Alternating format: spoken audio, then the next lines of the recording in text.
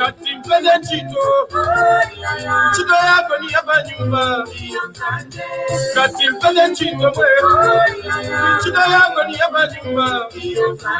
Kataleko Navayamu. Akuti ndiye ntumi. Kataleko Navayamu. Akuti ndiye ntumi.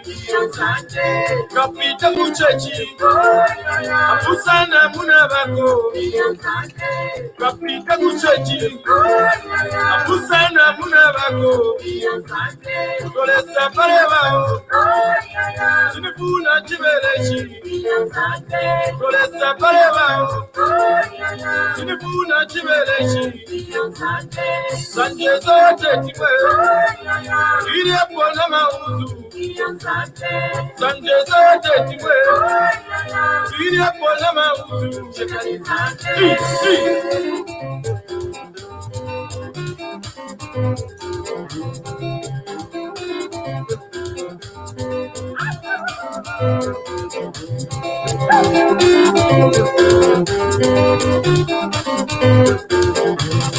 Sanja wisi boy, Ochito iranayo. Sanja wisi boy, Ochito iranayo. Katimpele Chito, Chito yako ni abanyumba. Kaleko navayamu, akuti ndiye ntumi. Kapita kuchechi, apusana munabako. Kolesa parevao, sinifuna chibelechi. Sanje zote tiwe, ile pona mauzu. Sanje zote tiwe, ile pona mauzu.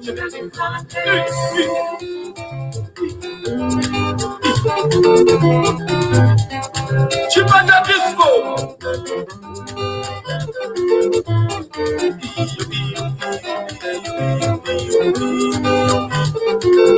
Dear mama.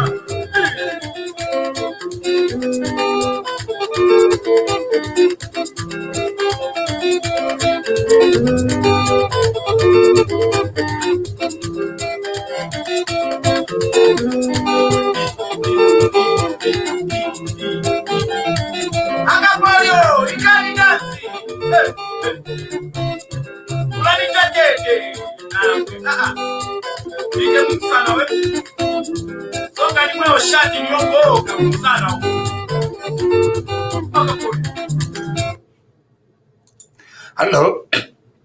Hello, good evening, Chuempala. Elias Moshe here, and I'm coming to you live from Calgary, Alberta, from the TV Vakuetu Studios and also Monshalo. Thank you very much for joining us here today. We have several things for us to get through today, and it's going to be lots of topics as usual. But first of all, we've got to start with our resident MP. Now, this is our resident MP.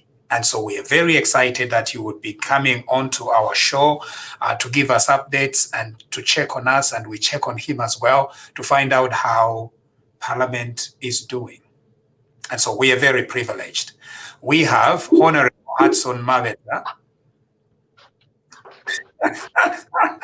Did I cut you off guard? Did I catch you off guard there, Honorable Mabeta? No, that's all right. It's okay. I'm with friends and their family. All right. Okay. So we are very happy that you could join us here today. And the last time that we were talking, when you spoke to us, it was very down to earth. You are a combination of several things. No, Elias, I think I'm happy to be back.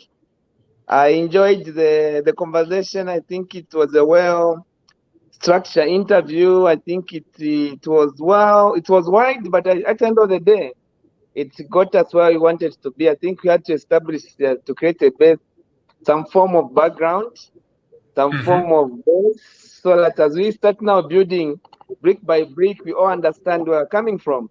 I think it was very important that we had such a conversation. I only realized we were in a conversation the last 15 minutes of the interview. You know, that day we spoke for 1 hour 45 minutes. I only came to realize that we are chatting in the last 15 minutes. You only realized that we were chatting. What do you mean? I mean, I got into the conversation now to start talking about real issues in the last 15 minutes. Oh, really? Yeah, that was pretty nice. Okay, thank you so much. We really appreciate. But you Yeah. see, you have got a very solid education from the Copperbelt University, and yet you are also from like a Chiwempala person. I know yours is not Chiwempala, it's Kankoyo, but I think it's almost the same. And so you like have integrated both worlds together, which is quite amazing. Yeah, I think the Kankoyo setup, my village experience, my starting low in life has taught me to always be connected to your base. I think this is the reason why maybe the people of Kankoyo understood my background, understood my attitude, they understood my ability to engage and communicate with them effectively, my ability to share their emotions, my ability to share their good times, my ability to share the happy moments. Hence, we got so much connected to the people of Kankoyo to a point that even today they feel like they're part of my family. So it's from that background that I'm able to connect to the people of Kankoyo effectively and efficiently. Okay, now more than just that, but you were also like a foot soldier for the UPND. So you were one of the few foot soldiers who actually makes it to become an MP. Is that correct? Yeah, I think it was a little bit, if I can say, a decision point in life where you have to look at where you have to start from for you to dismantle this huge tyrant in our lives. PF was a tyrant, Elias. It was a big tyrant to a point where among people were so scared even to be associated with UPND. PF were tyrants. This previous government wasn't a government of leaders, but were all tyrants grouped together for their personal benefit. So we had to fight Right. with them. We fought with them viciously, both spiritually, physically, financially, and sometimes the fight became so dirty that blood has to be spilled, you know? Right. So starting from that base, I think was a test of my fighting spirit, my ability to resist danger and frustration, disappointment, betrayal, because we went through a lot of betrayal on the way. Where when it mattered the most, like last year, you know, we got in a conversation with Mishek Moyo, one of the renowned journalists. I think he used to work for ZNBC, and he was fired because of him being NDC. So he's running one of the local radio stations here in Mfrera. He said, we need to test the waters to see whether UPND has really gained numbers on the copper belt. How do we test the waters? They can't allow us to campaign. They can't give us space to go and engage the community.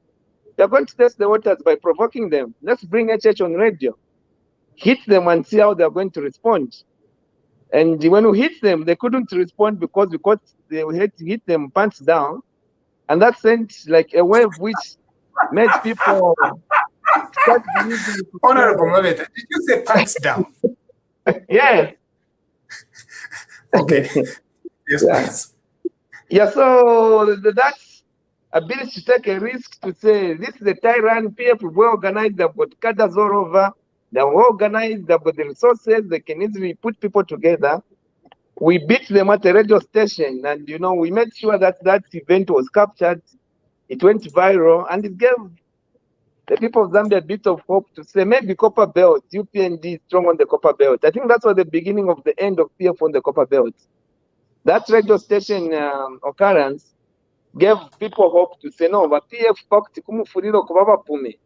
But PF bapuma kumufurira. By UPND, 2021 there is hope for change of government. So it was that exposure which gave us the ability to take a huge risk, you know, fighting PF was a huge risk to beat them in their home ground. Mufulira has always been.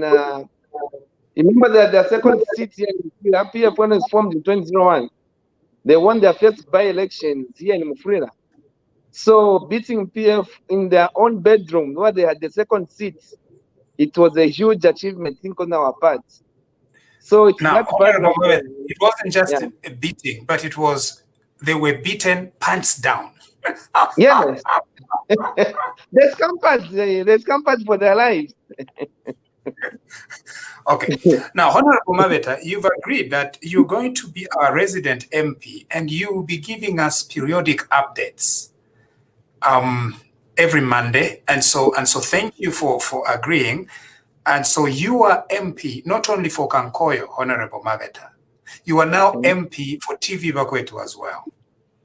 No, many thanks for that offer. I think I can see Jerome here. Kanyika, welcome, Jerome. I think it's important that we continue interacting. It's very important. I believe in the rule of engagement. A relationship where there's no communication is a dead one. So I learn a lot from the interaction you bring here. It will help me to build my political career. It will help me to broaden my understanding of things which may not see, like I said last time. We could be seeing things on the, when you're in the game, it's difficult to understand what people in the terraces are able to see. So when I say able to interact with people in the terraces, they give you a broader understanding and perspective of the real issues on the ground, which you can't see when you're in the game. Yeah, no. Honorable Hon Mabeta, we need to let you know that there are issues in the terraces right now. The Ministry of Health, and I think my friend Jerome Kanika has been highlighting this issue for a very long time. We need to whisper to you that the Ministry of Health is a big, big concern. Okay, I'm here to listen. I'm listening. Aona imwe honorable kale mwalishwe ilili yashirikaya. Yeah, I think it was issues to do with the expired drugs. With those issues, I know them. Maybe there's something latest which needs to be brought to attention. Maybe we can just highlight what we're trying to put on the table. Jerome, ndondolole nangu nkulekera olondole. Bantu yola filondolola bwino. Amunja akwenda. Honorable, thanks. Yeah, and it's nice to see you there again. I think the problem that we have is we still have the same people in the Ministry of Health who were under the PF and whom for me I call terrorists, still working under the new Minister of Health.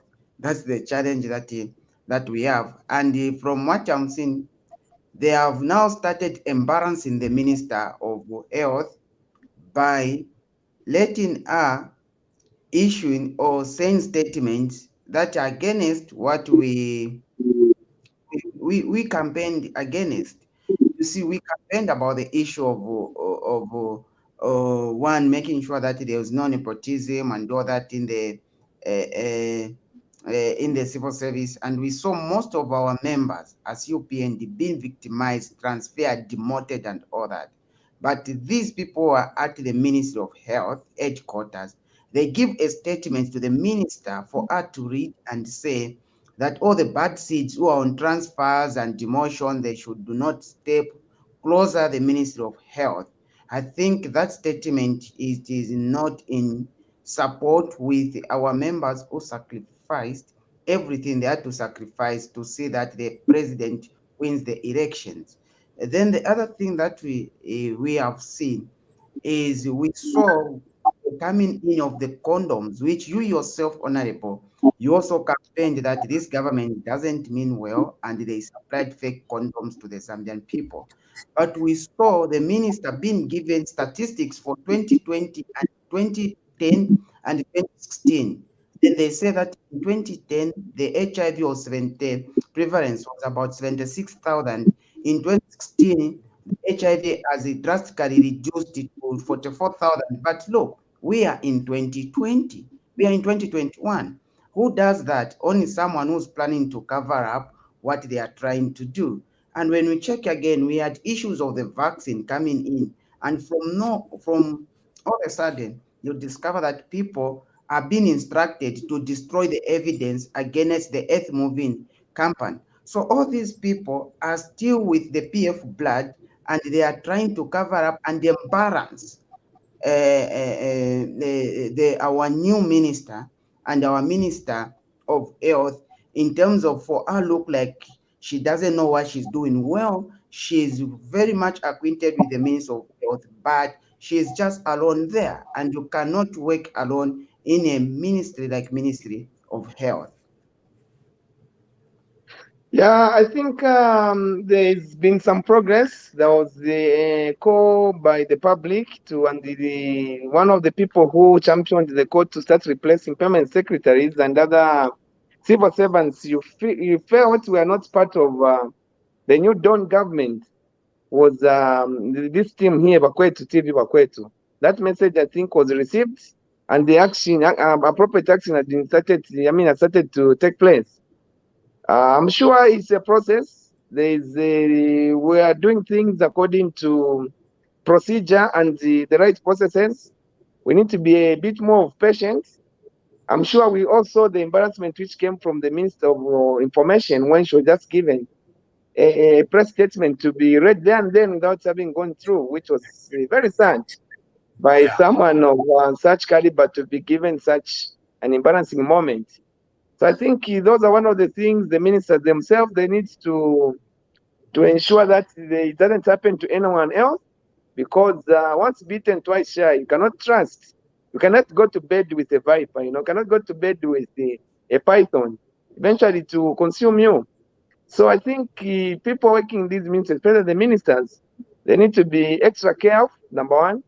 Number two, and they need not to be too patient, because they're working with people who are working to undermine them, who are working to embarrass them, and others are working to find a reason to exit. They don't want to resign because maybe they feel when they resign on their own, they may not be given their due benefits. So they would want to protect the system, yes, so that eventually they are fired and they call for compensation. So as the ministers, and especially we in the UPND, we need to apply a lot of situation intelligence. We need to understand the situation in which we are and apply the right intelligence to make the correct decision. For sure, procedure is important in life, but comes a point when you don't need procedure to put out the fire. Because if you're going to follow procedure, that's why it's going to consume you. So sometimes even you need to use your shortcuts to kill the fire.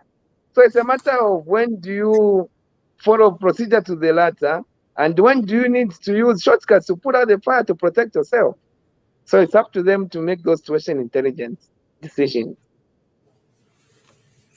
Now, I get the Ramusha, before you come in, I think that I get your point, but we should understand very well that in the Patriotic Front Constitution, Article 3 clearly states that all the permanent secretaries, all the directors, and the other directors in quasi-government institutions are supposed to be PF members who should be there to execute the function of the Patriotic Front government. Now, in this situation, we should understand very well that we got the authority from PF, we competed with them, and these people were in full gear campaigning, meaning that whatever they were doing in support of the PF. Now there's a new government in the name of the UPND government that we campaigned day and night. Well, these people were in forefront harassing us all the time. Now we are moving, each day which passes by, we are moving closer to 2026.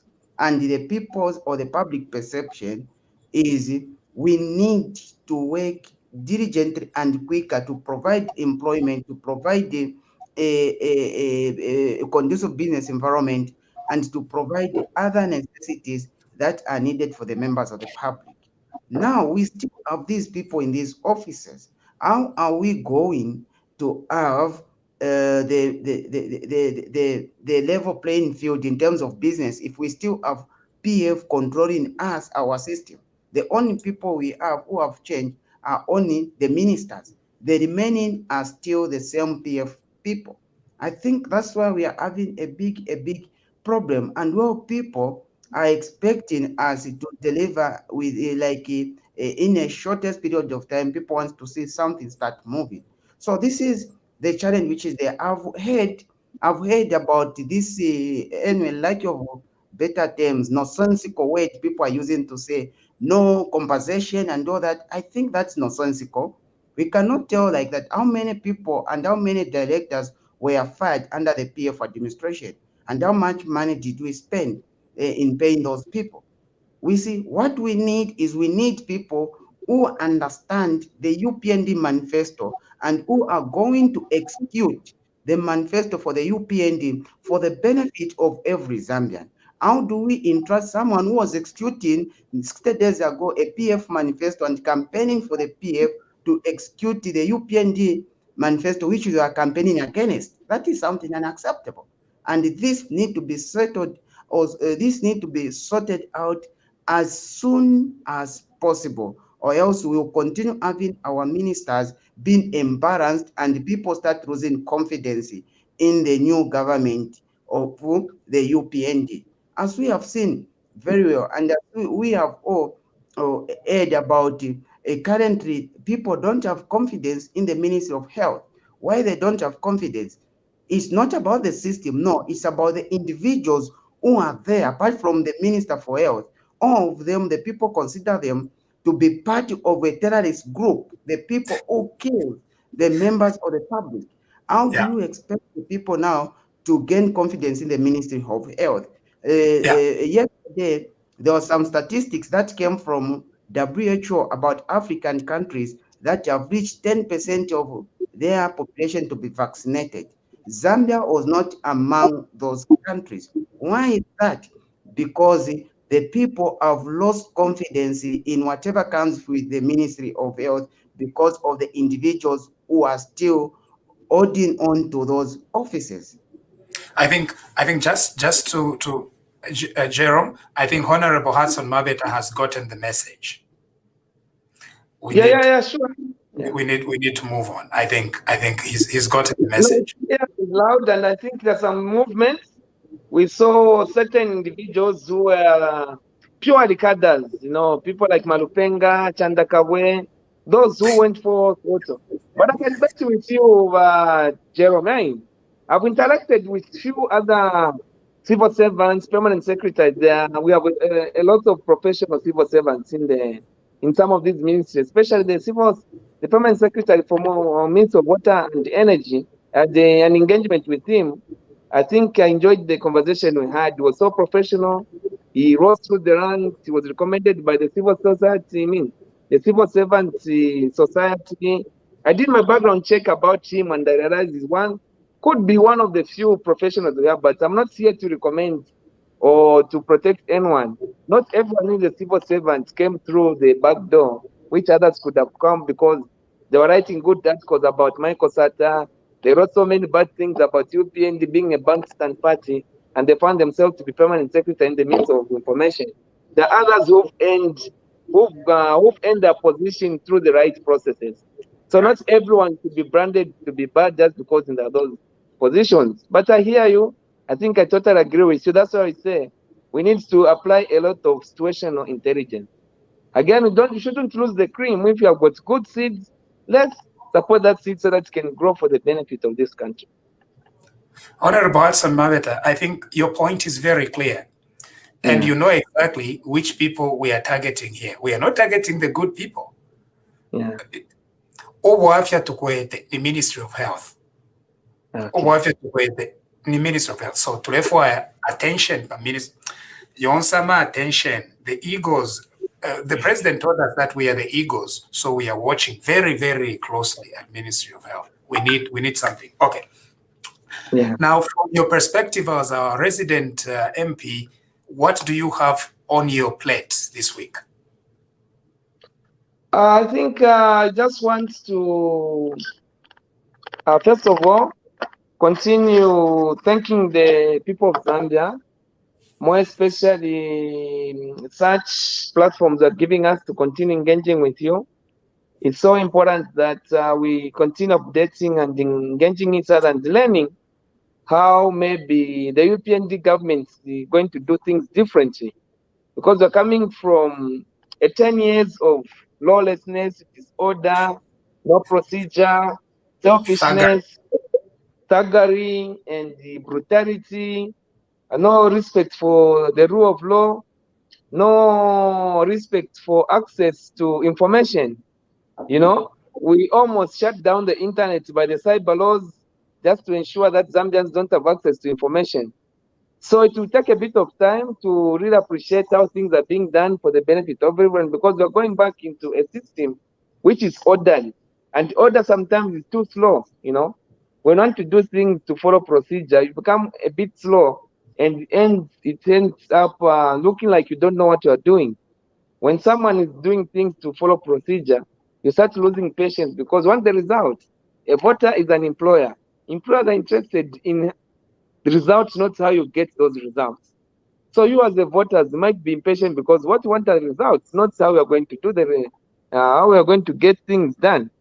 So this type of interaction gives us a platform maybe to just explain a bit on how we are doing things, so that you can have a bit, can start having confidence and be a bit more patient on how things are being done.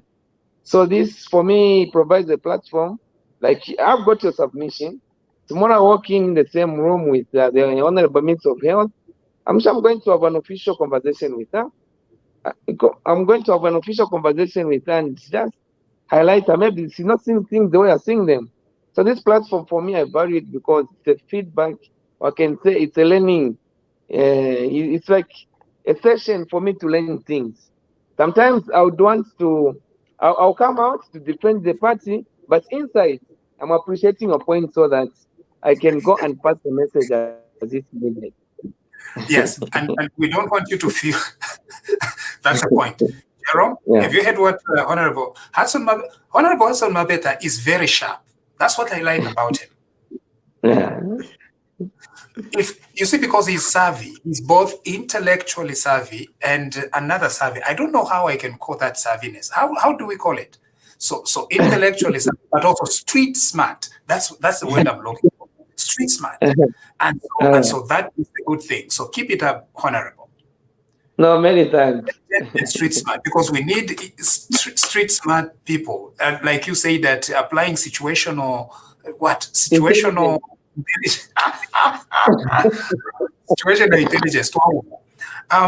So are you able to give us some tips into your speech, your maiden speech that is coming up very soon?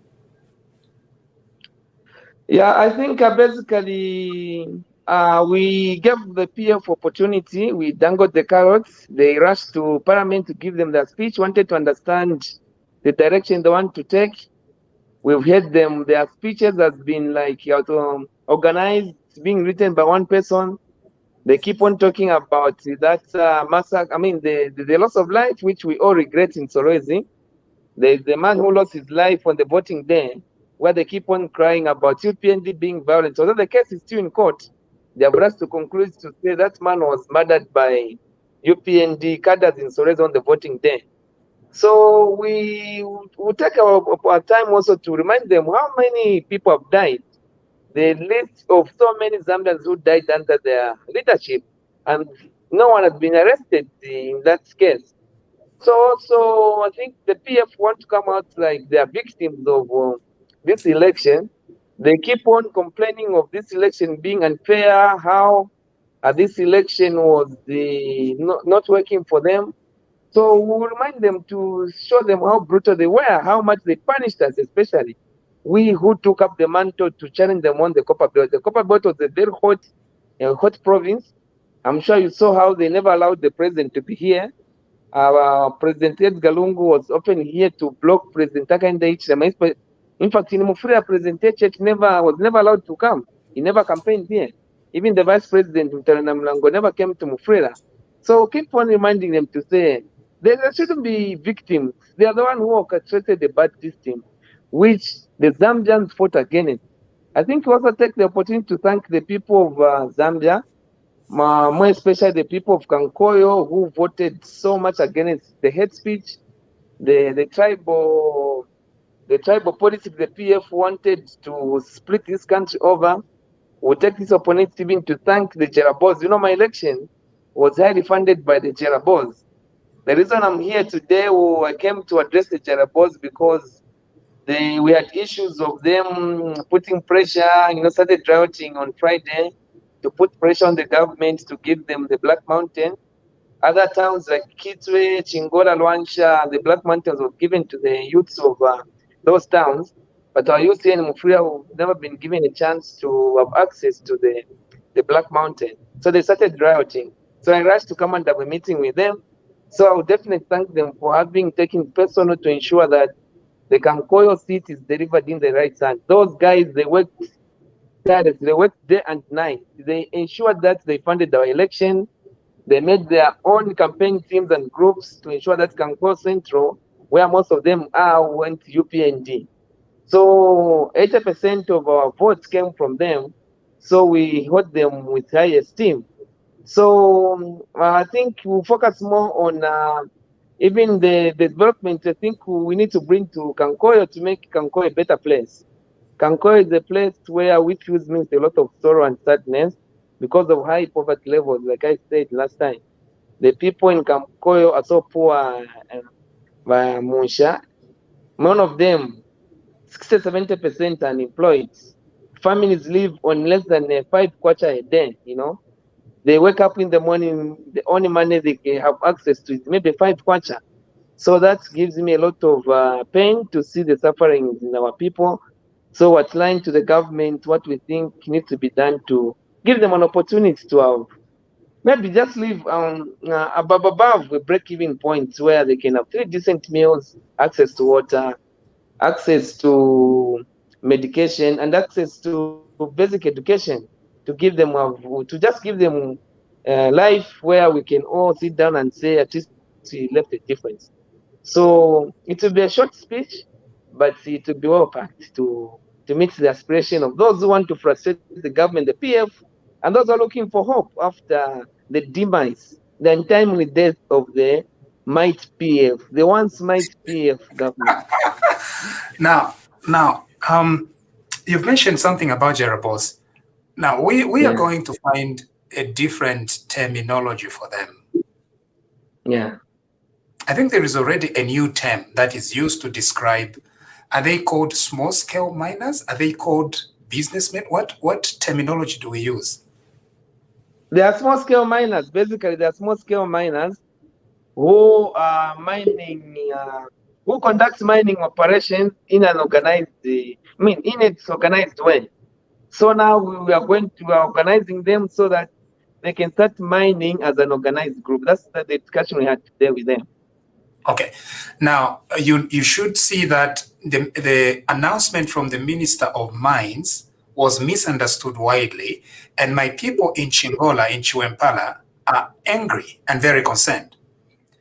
The reason is, I think the minister should have taken a little bit more time to communicate what he was saying, but it was misunderstood. And I think if we Chiwempala tatukokola, you see, so tatukokola tualavunduka.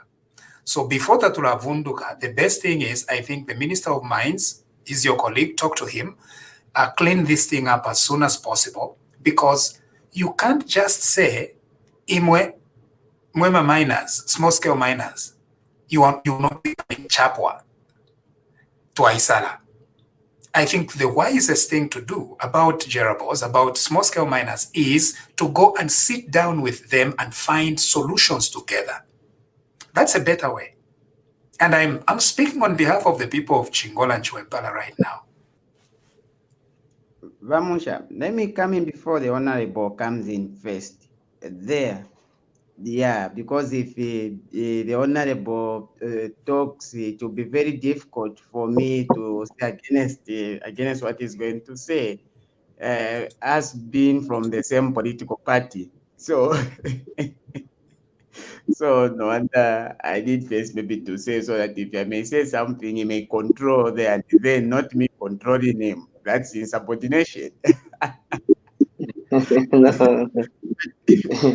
I the one thing the Minister of Mines, was communicating was the issue of how the licenses were given under the PF administration. As you understand very well, there are a lot of people who were given these mining licenses who doesn't deserve to have these mining licenses and were not even doing the mining.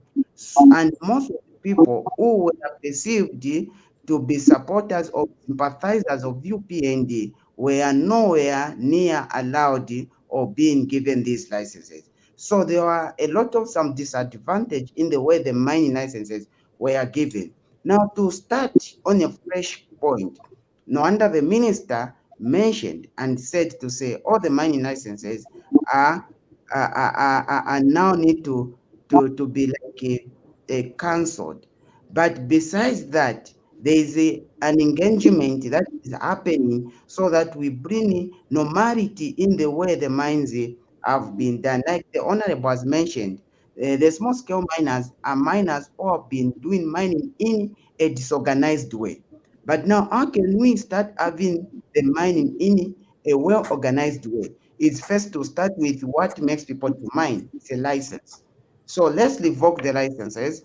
Then as we revoke them, then let's engage and sit so that we can have everyone or licenses being given in a proper way. The way licenses were given under the PF administration, Council Musha, was very much unfair, especially to all the UPND sympathizers.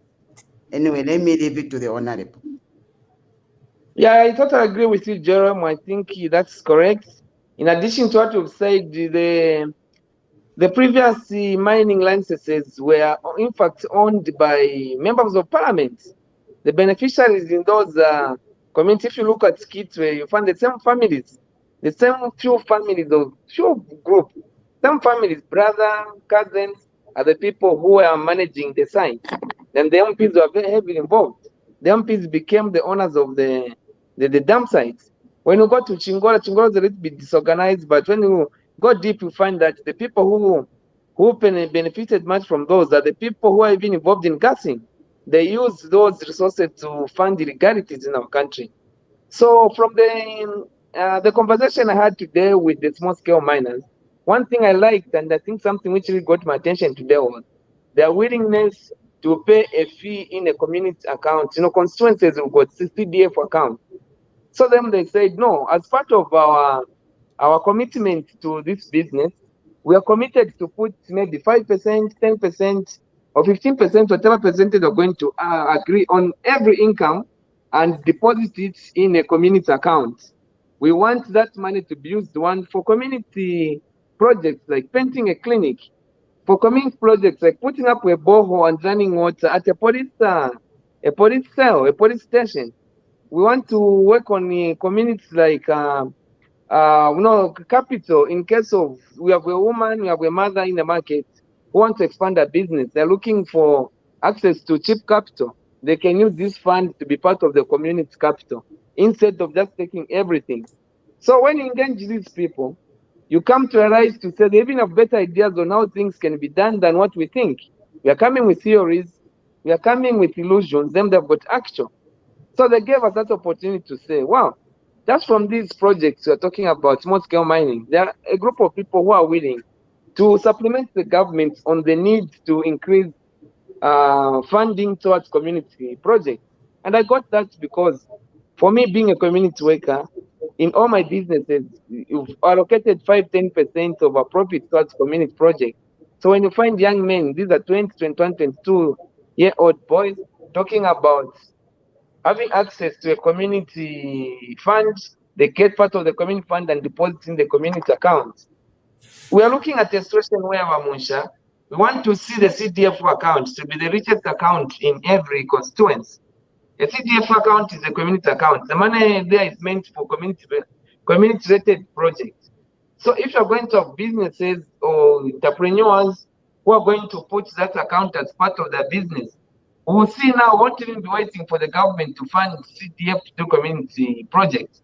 The account will be running with money raised by resources within the community to make it available for community projects. The PF brought in this confusion of empowerment, which I think it was a grand corruption. We didn't understand where the money they were giving was coming from. At least now we're going to understand to say, if I'm a member of parliament, I'm going to donate money to a church. It will be on behalf of the community, which will be raised by the community themselves. You know, they own the funds that we're going to donate as a member of parliament, not where they don't know where I'm getting the money. They don't know how much I got, and they don't know from the money I'm giving the community in the name of empowerment how much I've been left with. We've seen MPs being richer than the community where they're coming from. We've seen MPs, you know, boasting about spending 2 million as pocket money when the CDF for the community account has received a maximum of 1.5 million in a year. So how does the member of parliament who was chosen, elected by that community, become so rich than the community who elected him? So that's what we need to run away from. So from their conversation, from the discussion we had today, I got something positive from them. Okay, I'm glad that the government and the minister, somebody has just highlighted me and updated us that the minister was in Chingola and he has spoken with our people, and I appreciate it. What we needed was to take the approach of conversation, you know, because it's a very volatile situation on the Copper Belt. We have very high unemployment, you know that, and you violated those issues, Honorable Mabeta. And what happens in Kankoyo is very similar to what happens in Chingola.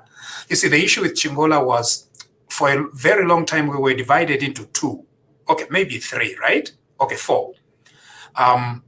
So there was Nchanga, which was predominantly miners.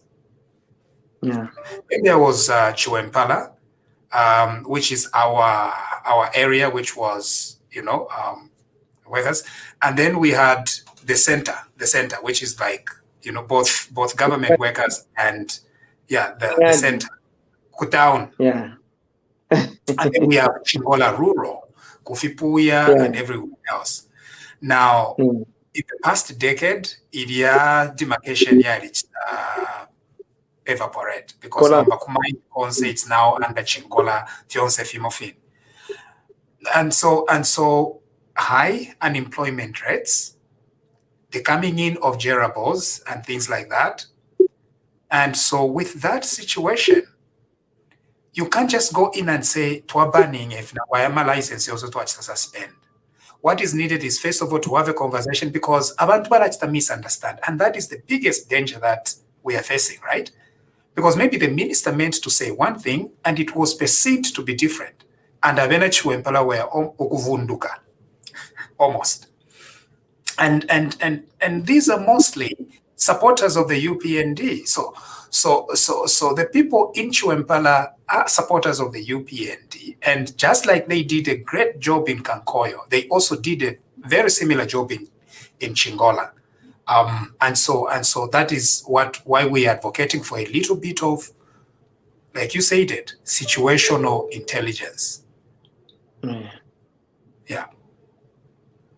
No, I agree with you. I think I saw the clip where the minister was visiting the mine and the liquidator ran away from the meeting. It was never to be seen and was upset about that.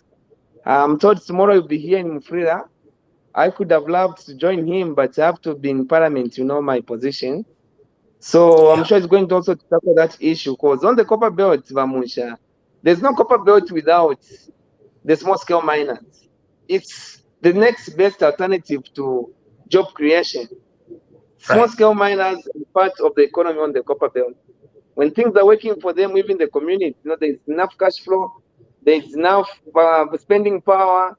All other businesses, they tend to benefit from them.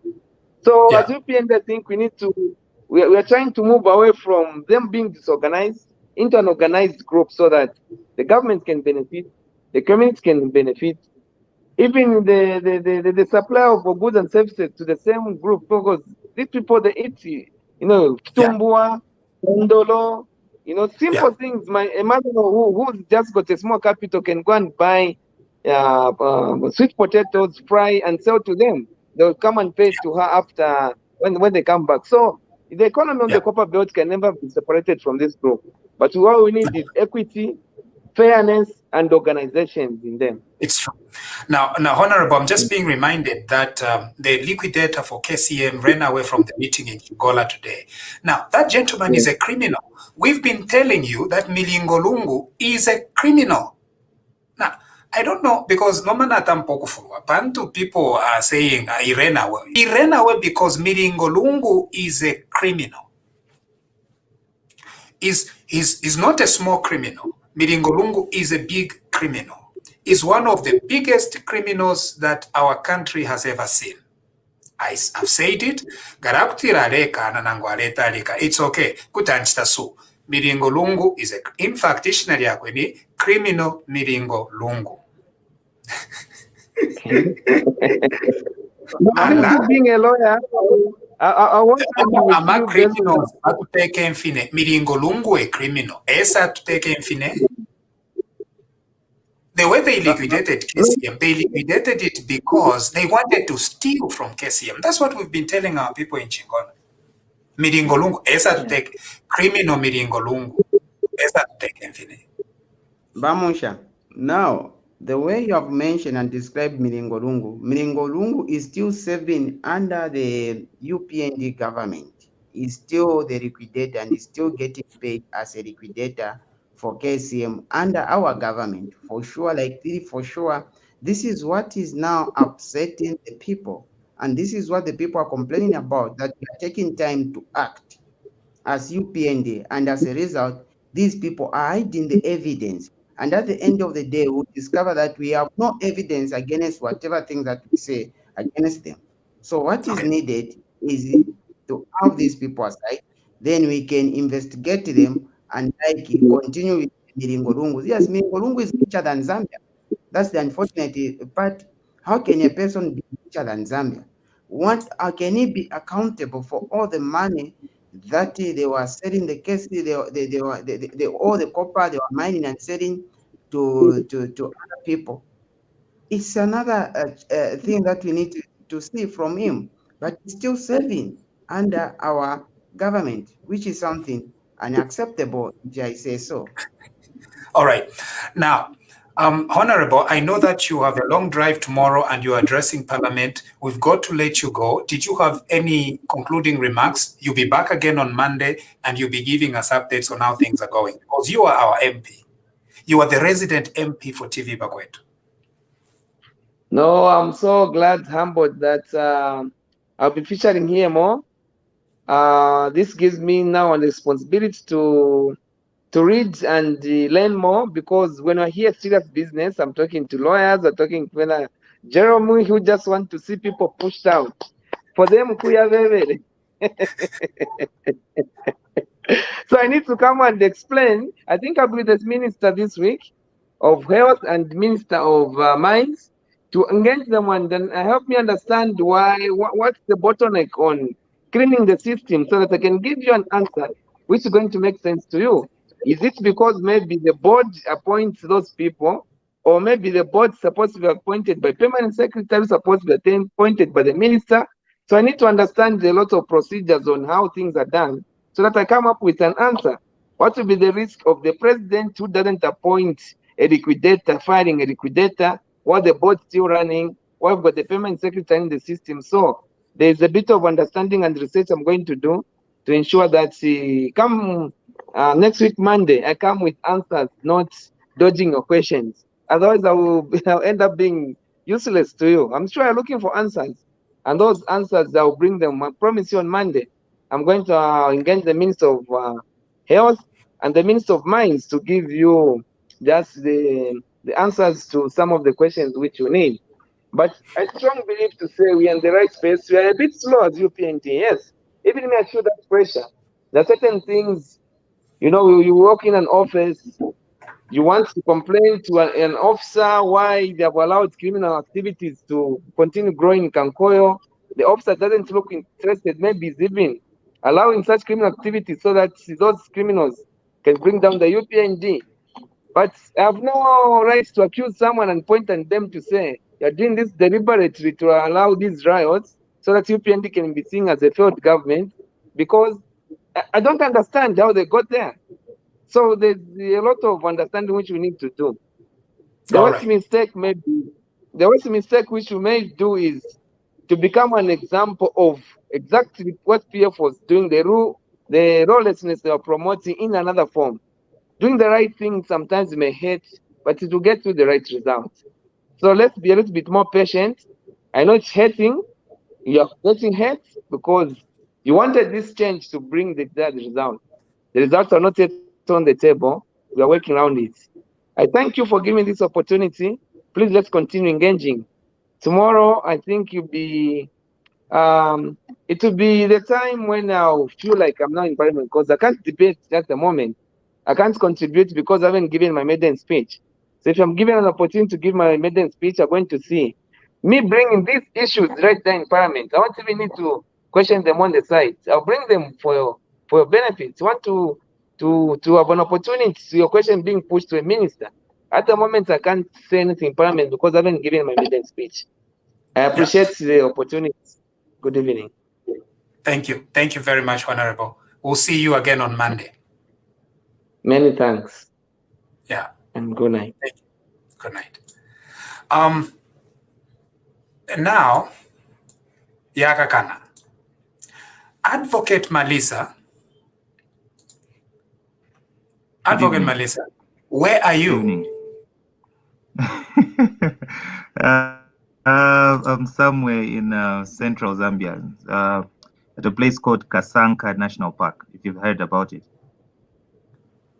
Is that center or Nikuluapola? Tekuluapoloko? No. It's Chitambo. Chitambo is in Central Province. Oh, okay. All yeah, right. It's on your way to Luapula. It's on your way to Luapula, but it's somewhere along the way. Beautiful place, I must say. You should come and visit.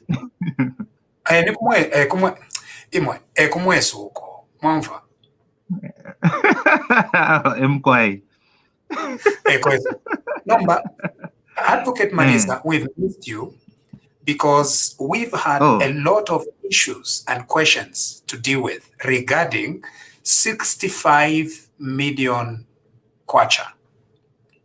Jerome, Are you going to give me? Are you going to give me some of that money? I'm very broke right now. Yeah, but lawyer mwanishuka. Ati kuli umoloya, nachitakale advertise at whoever is the owner of that money, let him come so that we can go and grab it back. Okay. The issue is several, and so we have a lot of questions, and several listeners right now have a lot of questions. No, but what we want to do is TV Vakwetu quite all right. It's one of the most democratic forums. Number to defer to professionals, not to Kwebati. You know, we are a Chwempala TV station. Anyone can say whatever they have to say. But we just want to caution ourselves when there is a professional advice being given. I know this is not professional advice, Katwish, but we defer, not to kombo dalika. You know, so once mwema TV Vakwetu family, chirefua tuombe kukutalika Advocate Malisa. I'm not allowed to give professional advice live on TV. Number one, because you're not going to pay me, and I don't want to get in trouble with the Law Association of Zambia. And then second, I'm in the middle of the bush, and you just put me on the spot. So whatever I say is not professional advice. It's what I think in relation to your question. I think let's get that clear.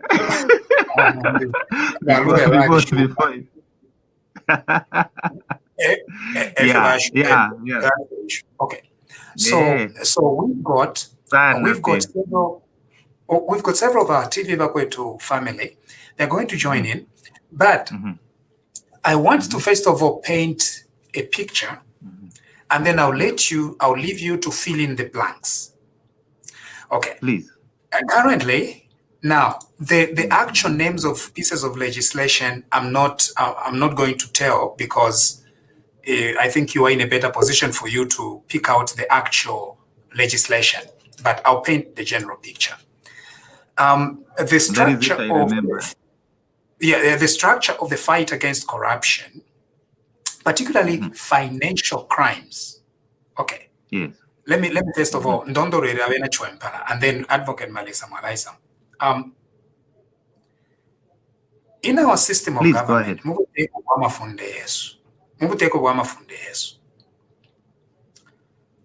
Ifirubo fiaba bengi. Number one, kwalive ifirubo, if you tweet that ama crimes. Ifirubo efi, nga walufianya, nishi wachita offend ichalo chons. They are known as crimes. A crime.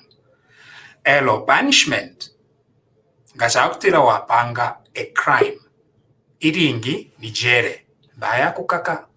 Elo nabaka pokola bapone namo. That's the first thing. To hear that ama crimes imilandu.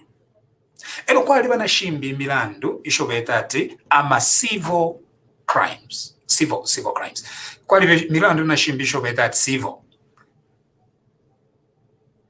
Imilandu sha civil. Milandu sha kweba ati iwe wachita offend wapango mulandu kumunove. They're known as civil cases. Okay? For example, nga mulelwa no muntu wa umuntu. Assault. It's a crime. But also assault kuti yaba ni civil case in the sense that ulio wa lopola kuti akutwala kuli bashamfumu ko bati umulipire ulupia. So assault is both a crime and it's also a civil case. All right. Number muma crimes. Kuli ama crimes yamo eba extremely complicated. Yadi shupa ama crimes yamo ukuchita prove. Mama, umuntu nga yaktera sa kume coffee. It's very easy to prove because kuya eba fie judge nangu witness ku prosecutor ko batu yumuntu achi sa kume coffee kumutwe.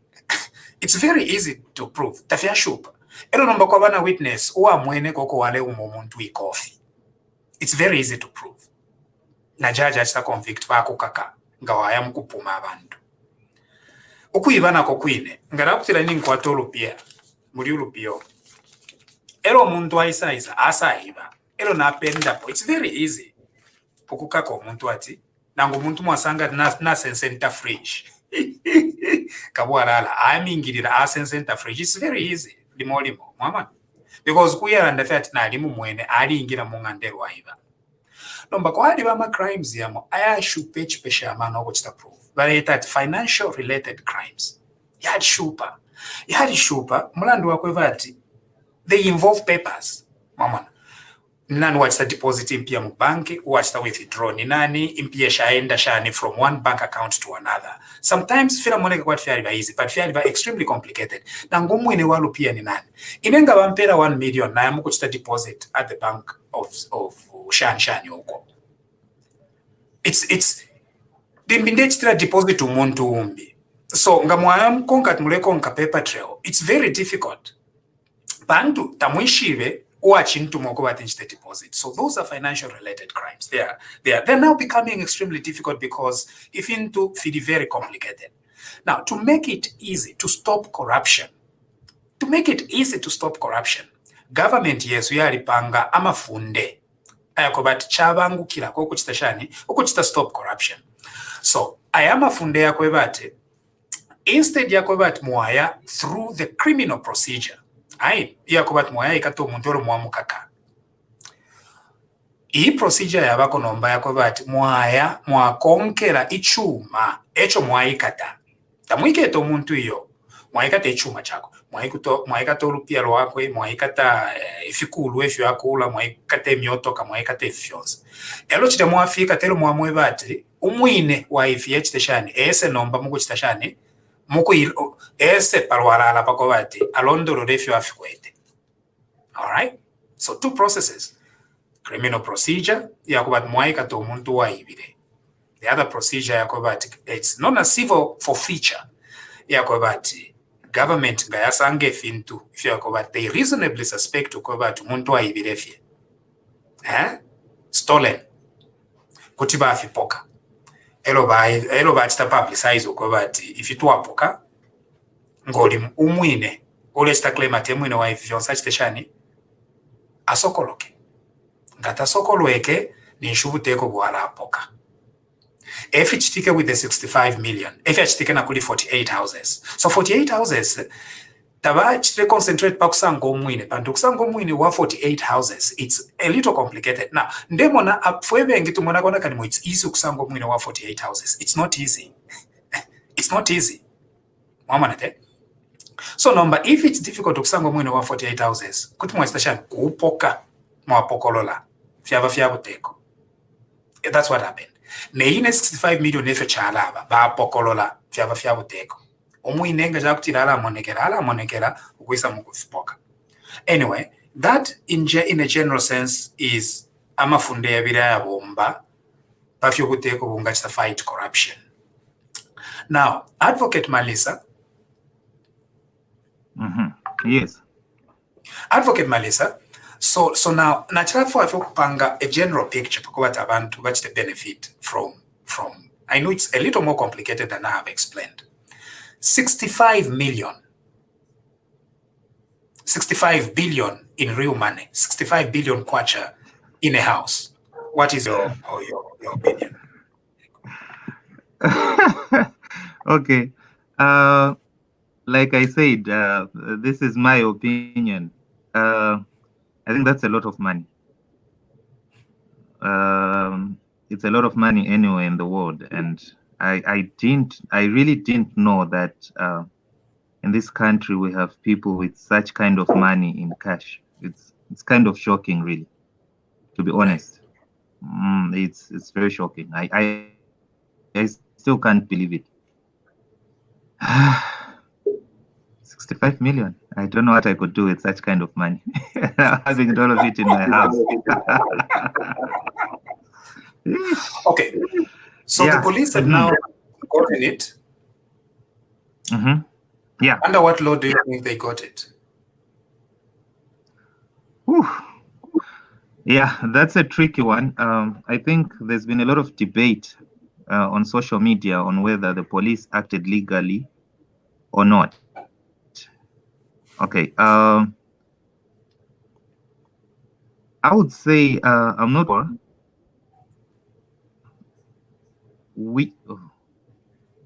No, Advocate Malisa, your network is bad. The police got it because they believe that it is reasonably suspected to be a proceed of crime. Can you hear me? Can you hear me? Yeah, we can. Hello, can you hear me? Yeah. Okay. Sorry, there's a network problem here. What I was saying is I don't know which law the police used to act, because they haven't said. They've already said. But they've already said the law. Which one did they use? The proceed of crime. Yeah, there are a number of statutes which talk about property suspected to be proceeds of crime. The first one I can think of is the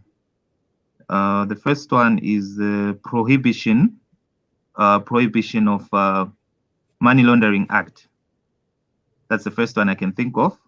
And then there's the narcotics and psychotropic substances act, the one which creates the drug enforcement commission. They come under that act. And then there's also the anti-corruption act as well. It also talks about that. And I think the Financial Intelligence Center Act also mentions something about money laundering as well. So if you look under the, let me check which section this is, just a minute. Let's talk about the prohibition of money laundering act, which I feel is the one that they might use in this case, because you are dealing with money. I heard that the police called the Bank of Zambia when they found the money. I don't know how correct that is. I mean, this has all been in public domain, but I understand that when they found the money, people from the Bank of Zambia were called. So where you have the Bank of Zambia involved, now you're talking about the Prohibition of Anti-Money Laundering Act. That's the one that mentions a commission which has the Bank of Zambia involved in it. So what happens then is that I think the competent authority to seize that money, in my opinion, would have been the Drug Enforcement Commission, because they have a specific unit for that called the Anti-Money Laundering Unit. That would have been the most competent unit to deal with that. But anyway, the police have a general duty to enforce law and order. So I don't think there's any crime that is beyond the reach of the police. As long as the police... Advocate, I think we an are having a offense is bad being... line. We're having a bad line. Can you hear me? Can you hear me? Yeah, I'm back now. I can see you now. Oh, Yeah, you can't hear me? No, Can you the hear line me? is quite bad. So you keep tripping. Okay. You are on, off quite a bit. Oh, I think it's the place where I am. Please understand. When are you coming okay, back let me to try Lusaka? and let me on Wednesday, I think, once I'm done here.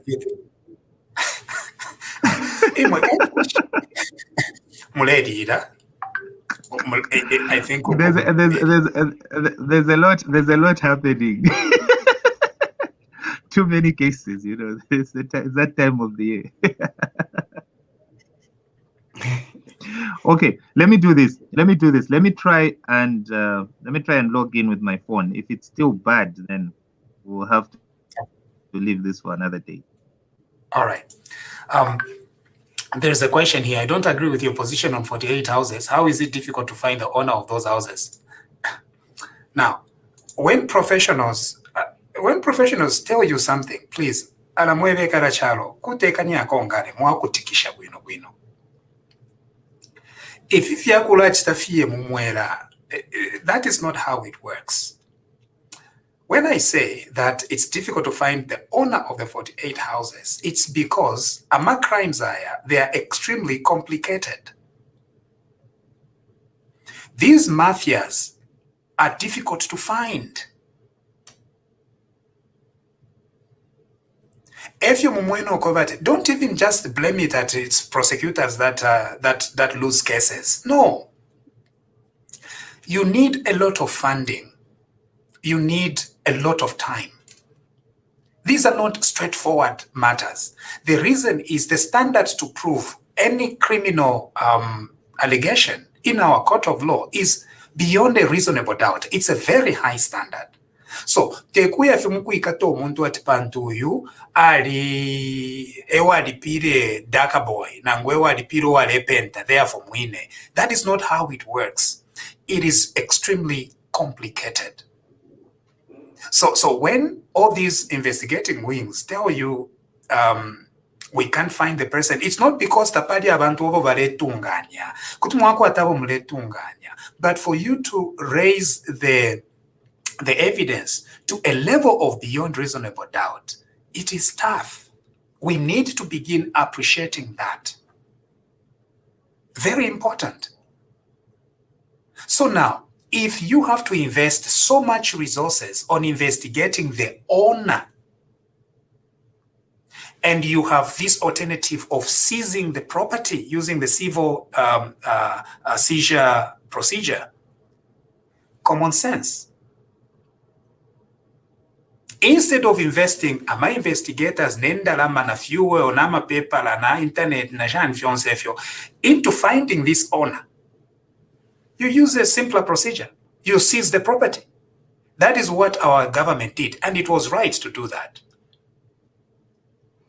The problem is we want the owner because we want to associate it with a crime. We want somebody to be locked up.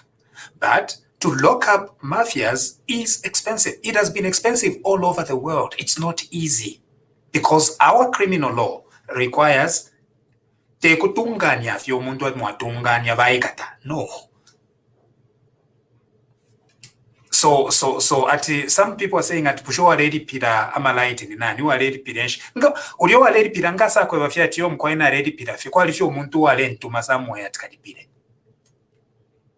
And if you as prosecutors, if you as investigators, take it's not just about being reasonable anymore. For crime, it's beyond a reasonable doubt. So muntu ngasa ko batawe nale kumanya afyo muntu wale ntumatikadipire. Do they become owners? They don't. Ngo muntu registered owner. Does legal ownership mean that then that person owns the thing? In fact, no. Ngasalembesha omuntu in my name nshiriko njigala kunona kuchwempala elomo asafu ayeshina lyandi aibana regi ayalembesha property kuchipata elomo mwasalanda tiyo mkwai property yako amunsha pantu we ulipeshina ngana salanda fati nefyo nshifishibe e-signature it's forged.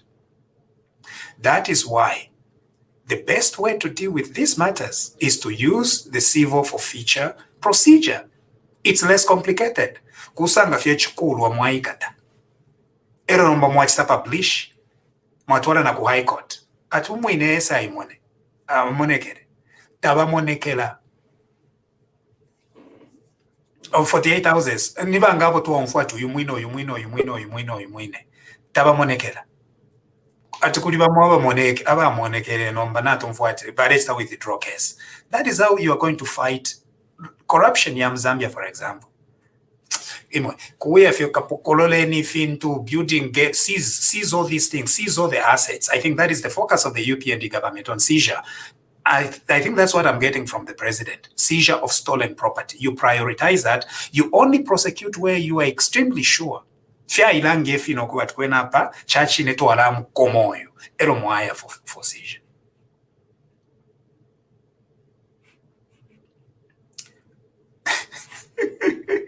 Sorry, but Romanes Cholwe. They are not as easy. If they were that easy, don't think that these investigators are stupid. They work extremely hard. If something is difficult, then you know. Or the other thing is, if they can't find the owner, Nishirimbi Umwine are very connected to immunity. It means nabachita trace, elubasa sangati, kulika roadblock ka immunity. The kulika roadblock ka immunity, you have to back off, unfortunately. Number whatever Mr. Immunity, they batch the push because now they're sure there will be political consequences. So we can seize a lot of property in Lusaka right now because if you trace back to the beneficial owner, it will lead back to some Mr. Immunity somewhere. Batembo. Nanguba Devi. Right? That's what is going to happen. Over the 65 million, that could be the case. Ama investigators can investigate, ask him, iwe faith, ishimpia shafuma kuisatao mkwai, niba Mr. Immunity bampere. You hit a roadblock. You can't investigate further than that. You can't bring a case against that. So number kuchita fees at kanchto apokololefi using the civil forfeiture laws, right? Because how much now that is the money that is physical. Number imagine impie shama electronic transactions. Shimbisha afuma mchalo shabwela, shaya kuisa muma airtel wero shabwela. It's very expensive for my investigators to follow all that lead. It's very expensive. So and forfeit them to the state. Go for the criminal route where you are extremely sure that Mwarai Katomund. That's it. Mr. Kanika, what do you say? I think I'll not say much because I think I don't understand very well these issues of the law and all that, apart from the law that are pertaining to my profession. So I'm just also surprised about someone having 65 million kwacha in their home, which it's something very huge. I don't know what I can do with that amount. She's a thief. She's a thief. But when we say she's a thief, we are saying it outside the law, right? But now when you say that you then prosecute her for a crime, she can walk. You see the problem. So why should you concentrate on the crime? Because a crime is not just about us saying that she's the thief, because we are saying she's the thief from the general. If you have in Tulanda to Unica Warada, that's how we are saying it. But when you actually go to court, it becomes a different ballgame altogether. You must prove it beyond a reasonable doubt. That is where the challenge is. Nomba nga mwamutwala ati at beyond a reasonable doubt. Elo mwafiru okuchita raise the evidence beyond a reasonable doubt. She's going to walk away with the money. Nishmwachita londo lupia. Right? So nomba kupokolola mwapoka. Elo mwalanda tumuine esa sende. No one will show up. That's it. Ngana actually kuliko utuma crimes tumoto munga muikata. Then you arrest her based on utuma crimes tumoto. For example, is it a crime to actually hold the money? Maybe it is. Holding, is that a small crime? Maybe it is. So you corner them on that. That's how you drive this fight. But if we as people, we want names, we want people to be jailed. But sometimes that might not be the best way to deal with this.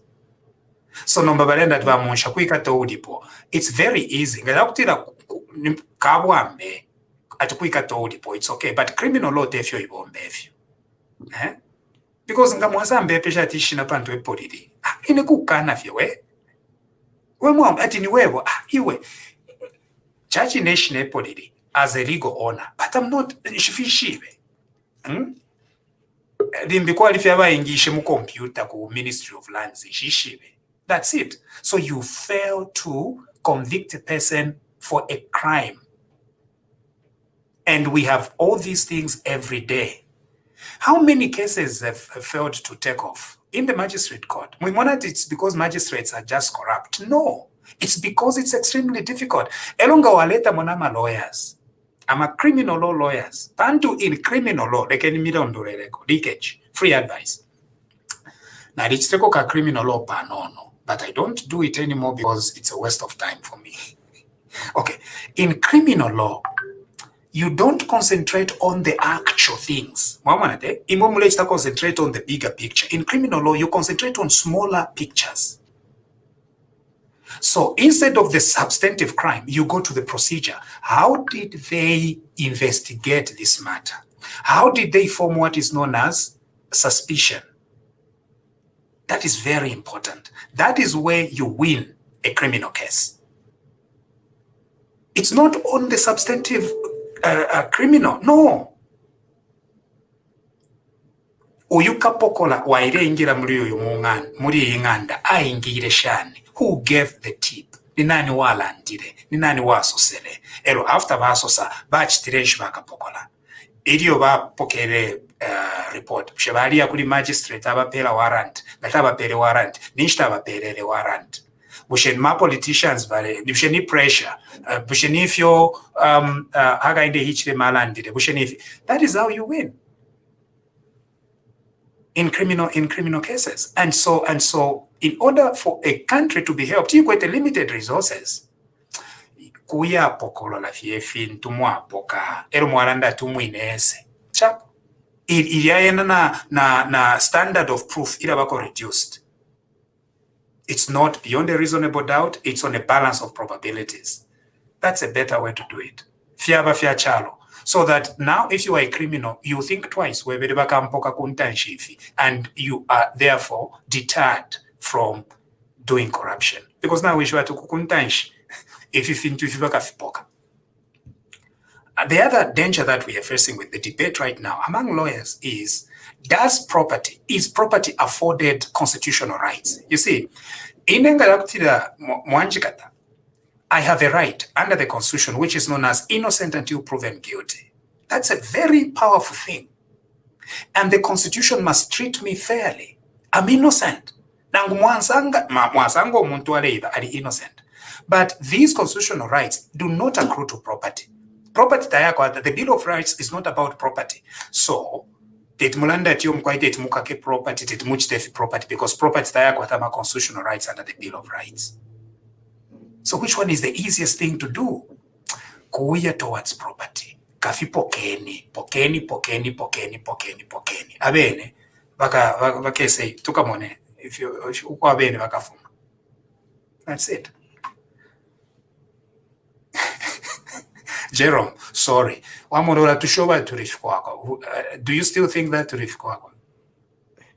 Ava munsha kwena mwafira ndabwino kali apande mfa kufefi sungu ine mamonaka malande fifi sungu amawedzamu abompeshono ambomshefe twaliberera febe nati ango ni atitikanya apa vyaba ngo abule ikemiko bangeri twaliberera fira fine fyajibikwa kale no mbebe mwatu bompeshefe sungu futatwishibe nomba anyway. But besides that, I think I was traveling from Lusaka to Copper Belt, and I think before people start protesting that I'm dozing, I'm asking to be relieved from the duties. But Gladys, mwaisa mukukombola ba Jerome ati banaka tabarefwayo umuse ifyo mwale landa uko bashoba ba Jerome ati bareshipula. Bomkela bai. Why vakanso? Mwaba kombola ba Jerome. Iyo mukwaye ba Jerome ngana munaka, it's okay. My brother, you are relieved. You can go and rest and fulfill your duties of yours, the natural duties that you are given by God.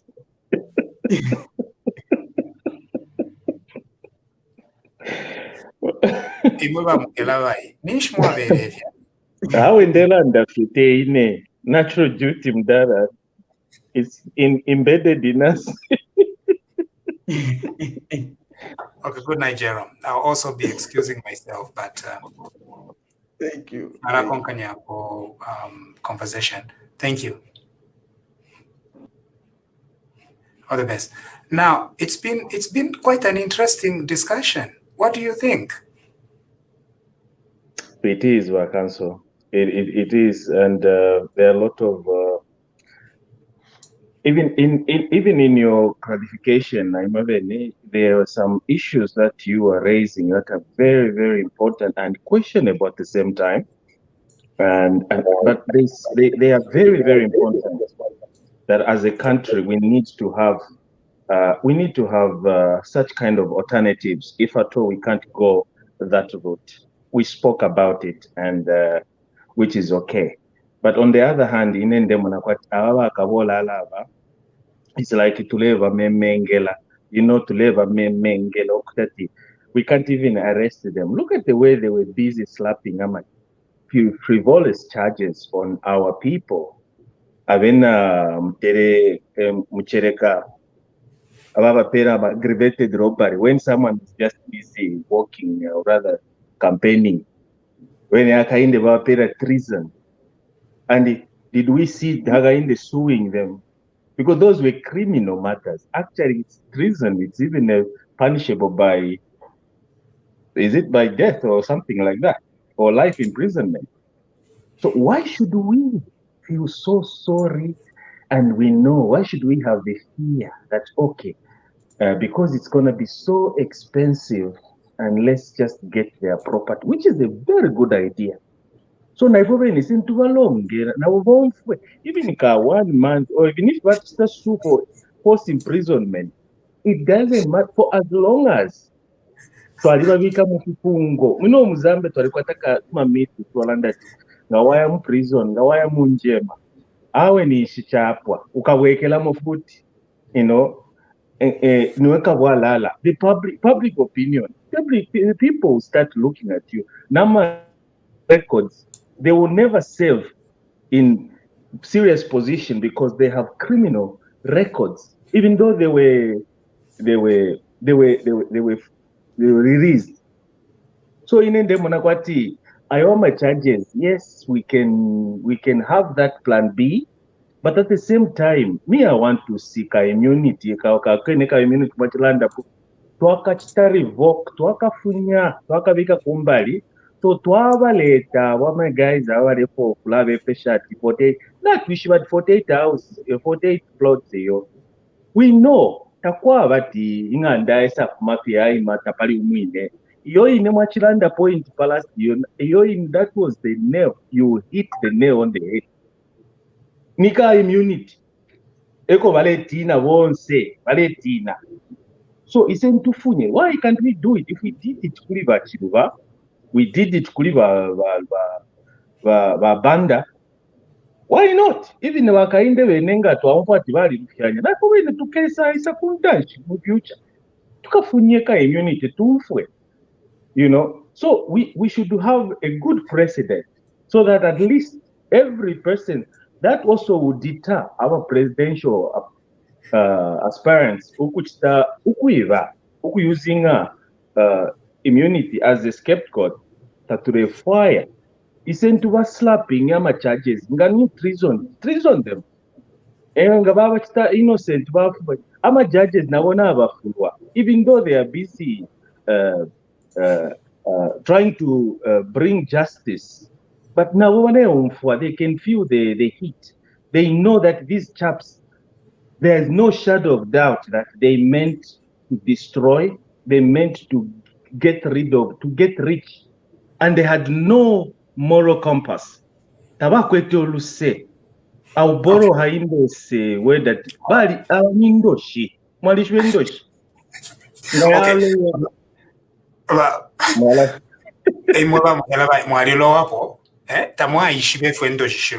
please stop. No, I just want us to get a little bit of reaction, and then I'm going to hand over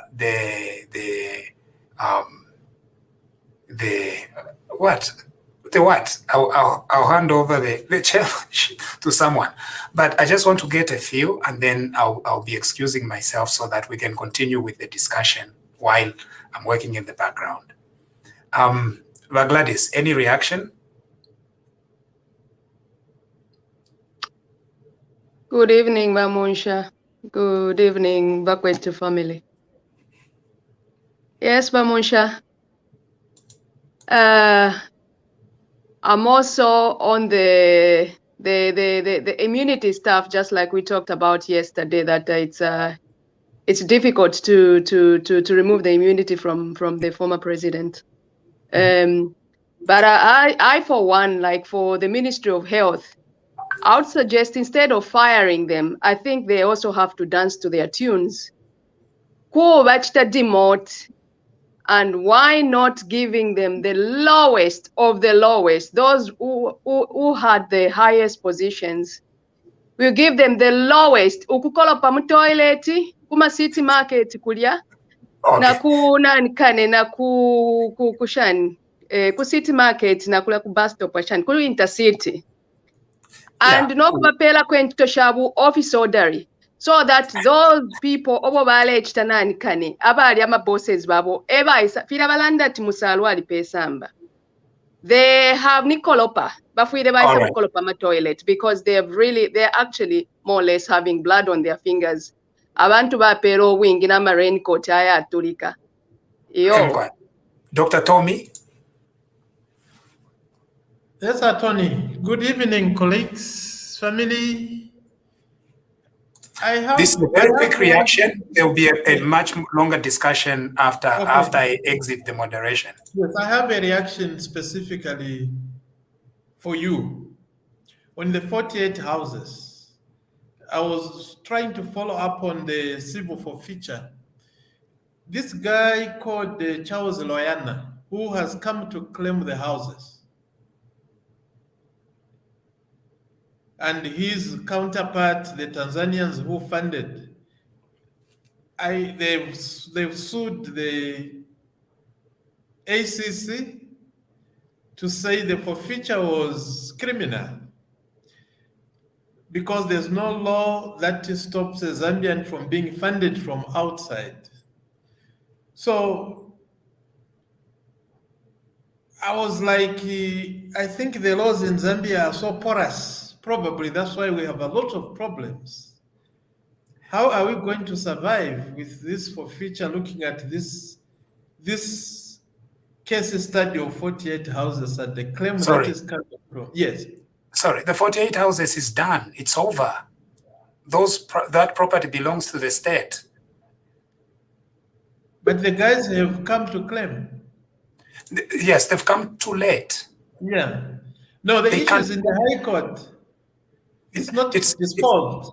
I think they've already withdrew it. Okay, I'll get a fact about that, but it's going nowhere. Yeah. It's not going anywhere. Yeah, that's the assumption that we have, right? But I was just trying to throw the law to say, is this law not porous? The Zambian law? No, it's not porous. No, it's not. It's very clear. And that property belongs to the state. Yeah, because I've sent you on the WhatsApp, the issue is going for trial. Yes, so when property is forfeited to the state, a High Court judge must endorse it. It's an order. So it was endorsed by the High Court judge. If they are bringing in new issues, we are going to see how that goes. I'll have a look at it. Yeah, but the guys are coming now to say, no, the forfeiture was illegal. They're ridiculous. That's nonsense. They are thieves. Yeah, just check. I sent you on your WhatsApp. I really wanted to see how porous this law is. It's tight. That's a model law all over the world. Because we now have model laws in fighting corruption and financial crimes around the world. But Patrick Chilufe, just yesterday, or was it 2 days ago, did mention that England has a similar provision. Yeah, you use the civil procedure instead of the criminal route. Because criminal route, it was tough. Locking up a person is tough. That's why criminal lawyers like what Mbuya said, if you know that is tough, you just lock them so that they learn something. Yeah. No. Before you go again, did you listen to Lubinda today, the press conference? Given Biuteni Lubinda? No. Please, you should be listening to some of these things. The arrogance from PF. He was even inciting violence. He showed a video of one boy who was cut. I will WhatsApp you, you see the video. It's going out of hand. The PF is going out of hand. Right. Joanne? Good evening, everyone. So my comment is on the faith issue. I sort of feel that we've taken the bait. I mean, I don't think this woman is behind, the actual big loot that has taken place in the country. And I think we are now so invested in her case when actually the big fish is still in the country and nothing is actually happening to them. And just to allude to the actual story when it broke, I mean, they said there were 10 trucks that were found at her house. And someone has said those trucks can carry about 1 billion each. So how can we only have 65 million? That actually sounds like pocket change. So if she's made it out, someone still has the big fish hidden somewhere. And Joanne, we have a name for the big fish, Tembo. So it's no longer Mr. Zero. No, it's absolutely, it's scary to actually think about what's actually going on. And these people are walking. Tembo Kubucha. It's scary. I really want to see how these dots are going to connect eventually. I think, yes, definitely the investigators are doing a big job. It's quite a big job to try and connect all these people together and connect the dots. So I'd like to see how this case is going to be literally broken down and people getting hooked. Because at the end of the day, someone has to get hooked. That's understandable. And in keeping with the theme, you realize that connecting the dots on a complicated thing like this is very expensive, right? Well, that's another issue altogether. Yeah. Absolutely. So now, because it's not just you witnessing somebody punch somebody; it's you actually going through the trail in order to actually find the big fish. and I suspect Tembo has some immunity somewhere. But I mean, do we not have budget for this? Because I think this is quite urgent, and this is something that we cannot just push aside. Can we not? Zambian law enforcement is extremely underfunded. We are saying that we can actually do it. We are extremely underfunded. SEC, DEC, even the police themselves, completely underfunded. I guess this is why the appointments are delayed, because it seems like we don't have enough resources, but there has to be a way to shuffle the budget somehow, because there's so much money. I mean, every day that passes by, the uncertainty of the whereabouts of this money just grows bigger and bigger and bigger. And we had a model during the Mwanawasa administration. Donors funded it, and it made a very good money for some of my relatives in law. They made a few bucks, but what did it yield to us? What did the fight against corruption yield? Did it actually yield people in jail? 1 or 2? Yeah. No, I guess not. So the best is find this property, seize it.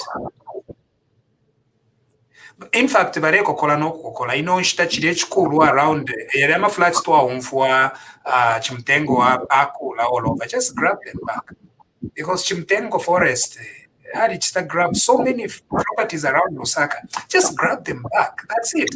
She will not come and say she's the owner. She won't. Already Natampokana at Tashtiredia Bank. Chimtengo. Mamush, I also have a question. Why hasn't this story broken internationally? I'm wondering, why isn't Interpol somehow on alert? I know we don't want to catch her, but I'm just wondering why this story is just so quiet. I mean, clearly it's high profile. Because as at now, there is no crime that has been committed. Okay, that makes sense. Right? Yeah. They found the money. That's why the police used the civil procedure to grab the money. But other than that, what crime are you going to associate with it? That's the problem. Pamela Gondwe, she stole, right? She went, opened the safer, Aiba. It's very easy to say we've charged this person and she's a suspect. Nomba Namsonda. So she could get away with this scot-free. Literally. No.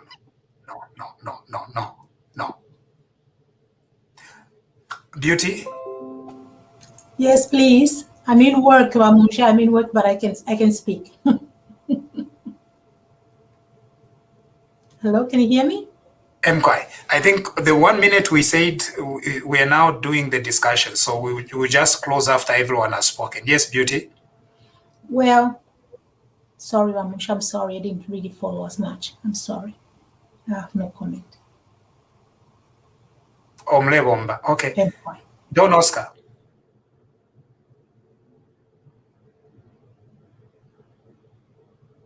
Good evening, Mr. Munshan. Good evening, all the panel.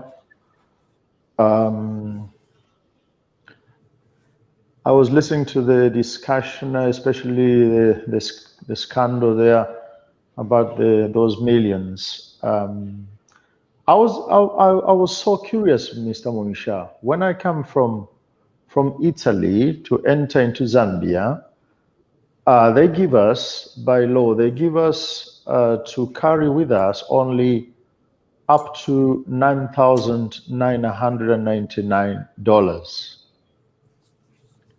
in cash. $9,999.9 cash.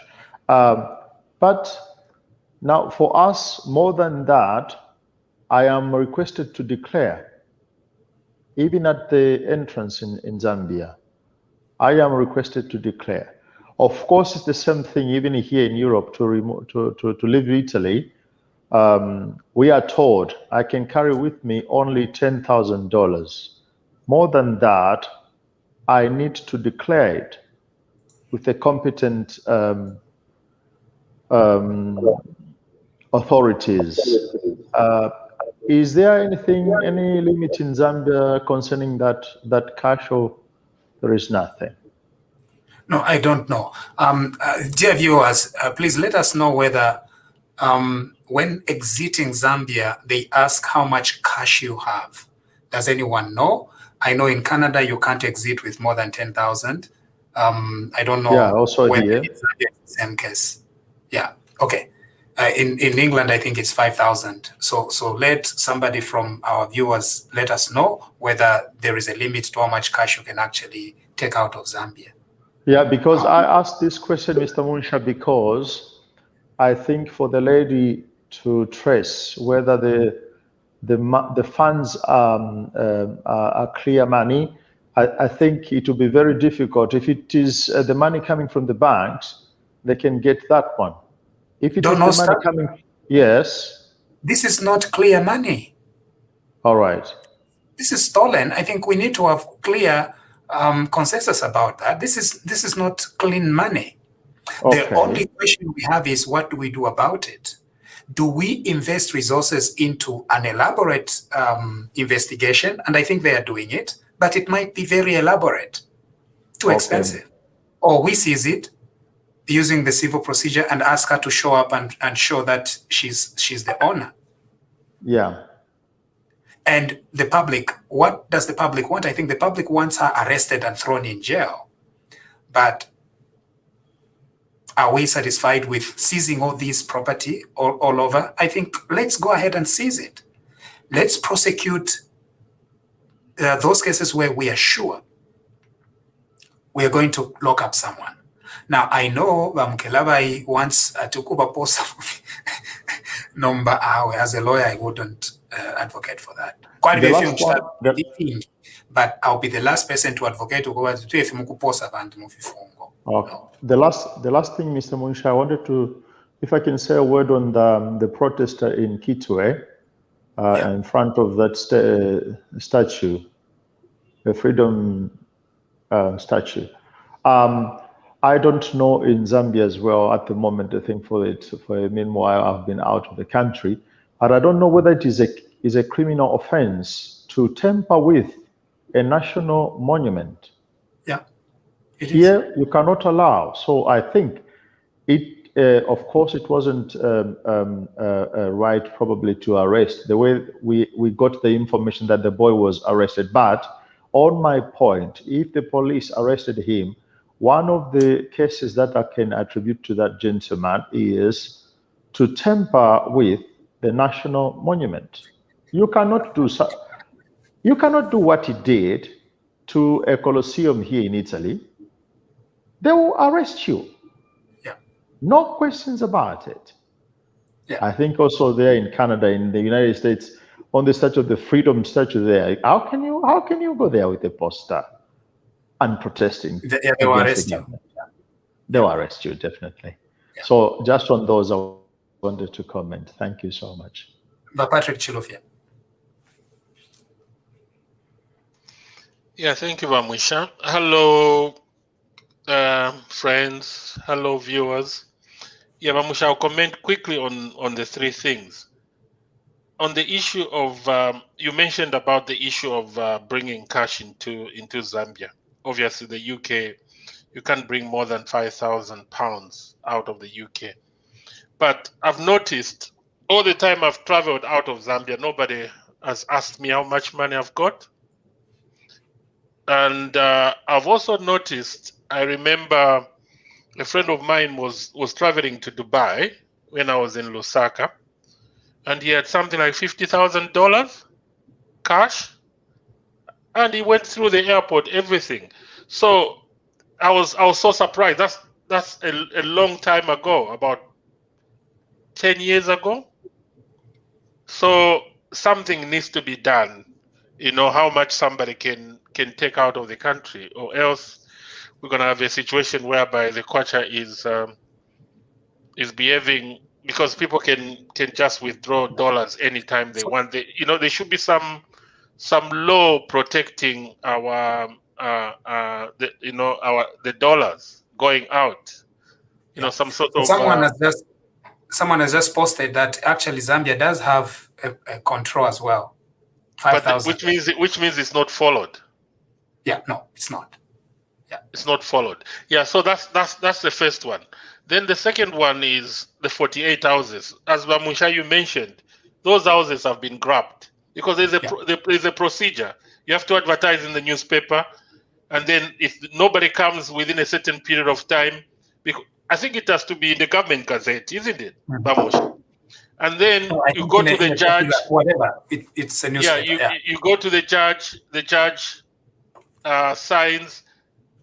That property is forfeited. So now if they come and say that's their property, that's when now the game starts. Where that's when now the owners will be on them to prove that that's their property. Then it becomes, they have to prove now.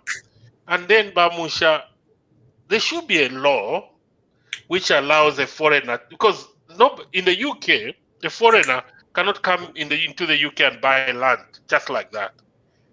There's a procedure. There are laws that prohibits people from outside to come and buy land or property. Yeah. Like here in the UK, you can only buy property if you are either a UK resident or you're a UK citizen.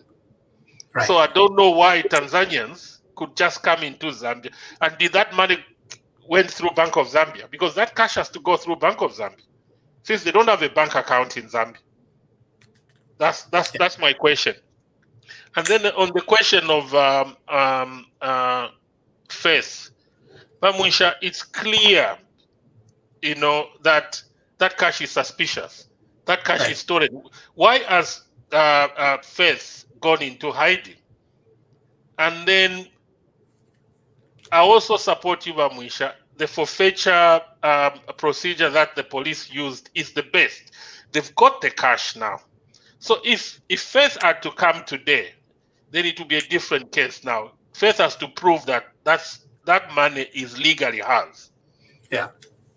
Yeah. So I think that's the only thing I can say about it. And it doesn't take much to prove that it's... No, it doesn't take much. Yeah. Yeah. But Bamusha, just holding that kind of money, just holding that kind of money is very suspicious. Yeah. Here in the UK, I've heard instances where the police are tipped that somebody is having a lot of cash in the house, and usually, when the police are tipped like that, which means somebody is selling drugs. So when they come into the house, they will find something like $50,000 or £50,000 plus some marijuana. So it's even easier now to grab the money because now they know that somebody has been selling drugs to get that cash. Yeah. Thank you. Dr. Barbara Chanda. Thank you very much, Bamusha, and good evening, Bakwetu family. So all I have to, and the viewers as well, sorry about that. All I wanted to say is, as Zambian citizens, we need to have a certain seriousness when dealing with crime, with theft, because speaking from the medical side of things, I think Zambia needs to have something like an emergency group, like the UK has the COBRA, if there's a threat to the citizens of the country, they have an emergency meeting to say, what are we going to do to protect our people?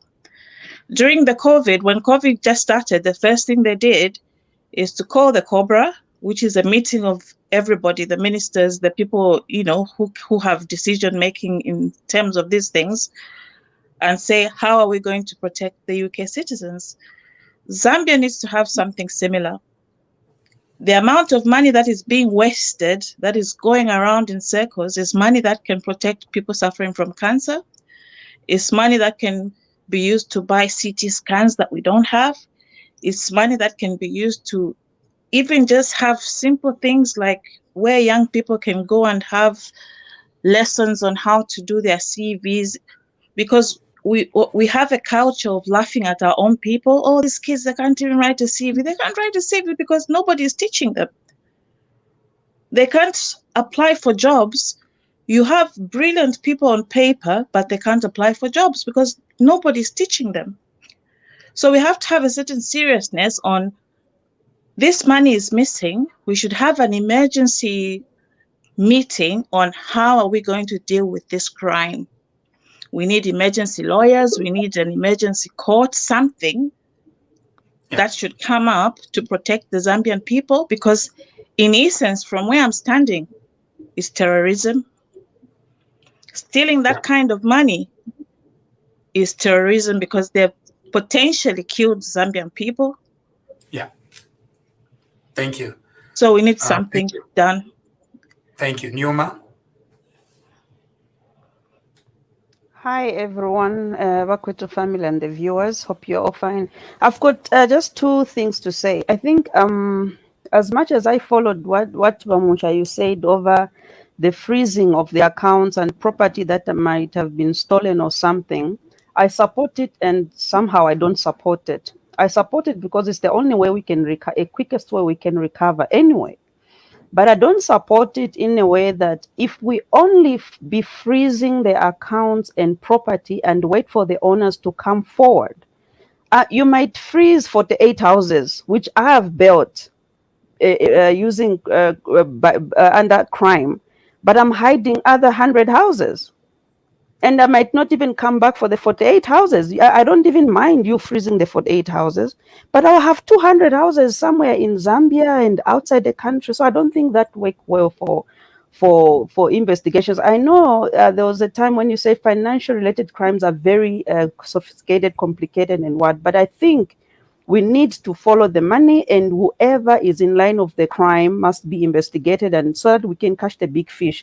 Because so far they've been just catching small fishes. These are the people who've got both houses, they've got money in Zambia, and they're keeping it somewhere else in the States, in the UK, wherever else. So they don't mind even coming back home. So I feel like even if we freeze the assets, investigations must follow until the big fish is caught. I think that's what I can say. I agree with you. Himba? Good evening, viewers. Good evening, comrades.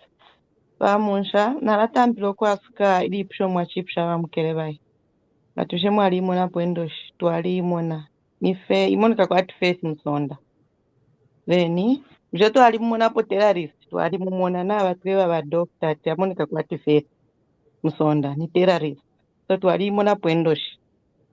But I'm going to talk about what happened on the Copper Belt with the Minister of Mines. I'm not going to talk about his statement, really, but I'm going to talk about the man who walked out of that meeting. For him to walk out of that meeting, that is a dismissal. Why? What has happened to him? He owes the people of Zambia. We need an explanation. He owes the minister an explanation. So what is going to happen to him? Ulanikelenka na inanika poli. Ofu amoneka kapoli mwitupsha tu akapoli bamoneka shani bamoneka kwa tuli wachifuma meeting. Then if we talk about the houses Bamwisha, we talk about the money 65 whatever amount. For me, I think I'm okay, I'm comfortable for now, because in Elia Shriaka faith I've taken it differently. Whatever has happened at this particular time, it's a plan by faith. And I'm actually happy the approach the government has taken and the investigation institutions, the approach they've taken, I'm okay with it.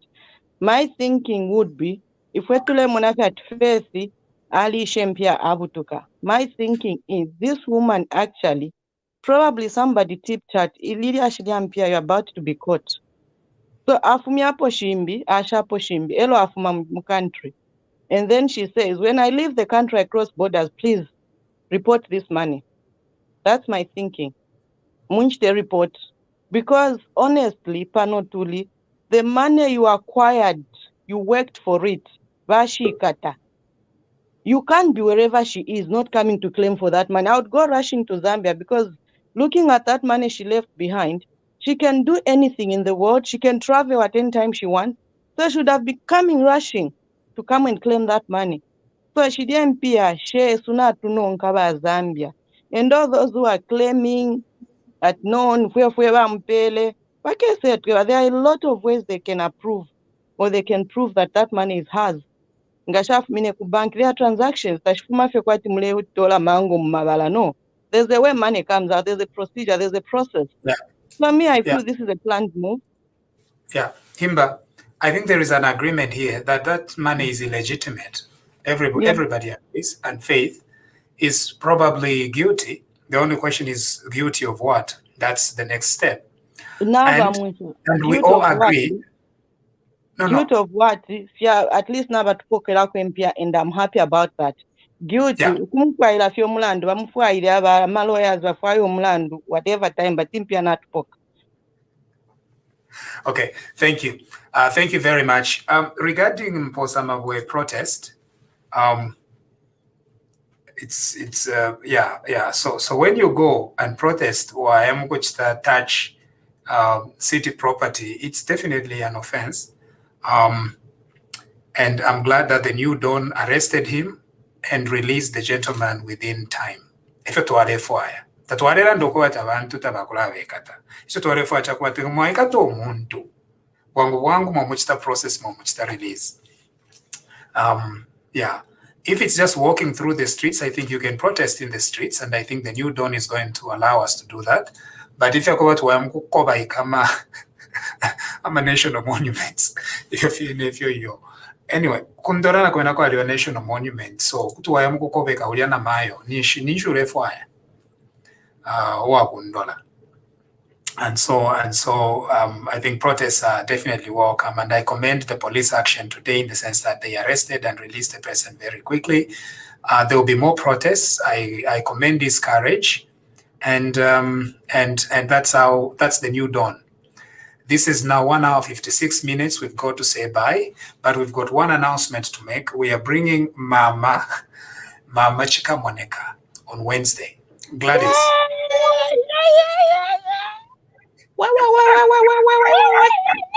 Barclays Bank yakwa John Chinena. Remember to bring popcorns. Remember to bring popcorns, please. Vamusha. I was thinking of when you're talking of it will be too costly, the government will be costly, blah blah blah. I thought, why don't we use this money that we just acquired to fund the prosecution to prosecute? It's our money after all. I think TV Bakwet was the most creative people. I think all of you deserve to be in cabinet. This has been a presentation of TV Bakwetu. Good night. Don't forget to send us stars. Don't forget to share the message around so that we have as many followers as possible. Good night. Good night, everyone. God bless you. God bless our country.